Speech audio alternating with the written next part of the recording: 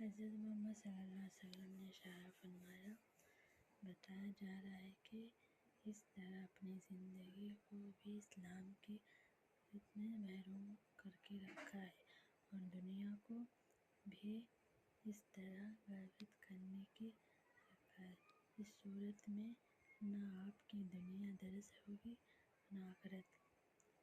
تو سنت اللہ کے مقابلے وہی ہے کچھ جو آپ دیکھ رہے ہیں۔ حال سے بے حال اسلام اتار کر کھلا کھلا اختیار کیجیے۔ کم سے کم آپ کی دنیا ویسے ہی بن جائے گی جیسے رواج بخیریت ہوتی ہے۔ مسلمان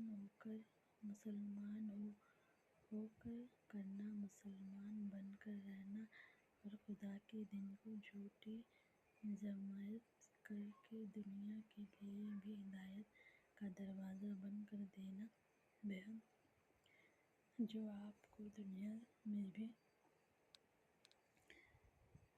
میں بھی پہنچا نہ دے گا۔ اس کی حضرت سے قرآن میں لکھی ہوئی ہے۔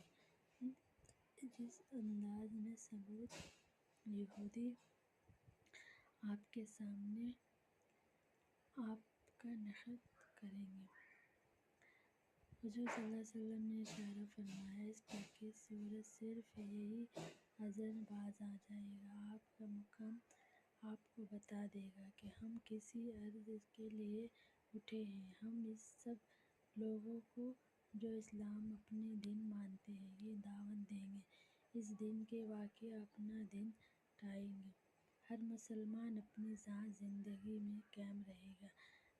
آپ اپنے گھر والوں میں، اپنے خاندان میں اور اپنی تعلیم کا ہوگا، اپنے آداب صحبت اور اپنے کاروباروں میں مشرفیت معاملات، اپنی قوم کردار کی بخشش پانے لگیں گے، اپنے قول اعمال دنیا کے سامنے سچی گواہی دیں گے۔ ہم ان سے کہتے ہیں کہ مسلمان ہونے کی حیثیت تمہاری زندگی کا قید شہادت کا حق ہے، اس لیے تمہارا تمام عمل ہونا چاہیے، ہر بات درست کسی ہونا چاہیے۔ اسلام کی غلط ماضیات، اسلام کو سامنے رکھ کر اپنے پورا قول عمل رویے پر نظر ثابت کرو، اپنی تمام کوشش اس راہ میں لگا دو، دین کا پورا عمل قائم ہو جائے گا، اس کی شہادت تمام مفید طریقے سے ٹھیک ادا کر جائے گی اور اس طرح دنیا کو ایسی دعوت